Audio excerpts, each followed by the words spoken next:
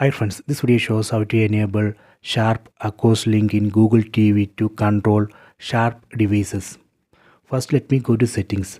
Select settings icon from top right corner. Go to display and sound.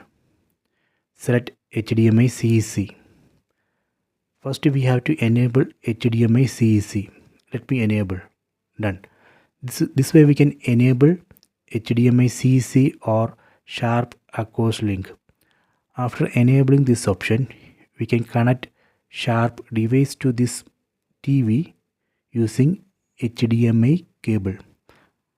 After connecting Sharp device, we would be able to control this TV and Sharp device with a single remote controller. That is a feature. We would be able to control all devices connected to this TV using HDMI cable with a single remote controller. You can just enable this option. You can try this. I hope you have enjoyed this video. Please subscribe this channel. Please like and share the video.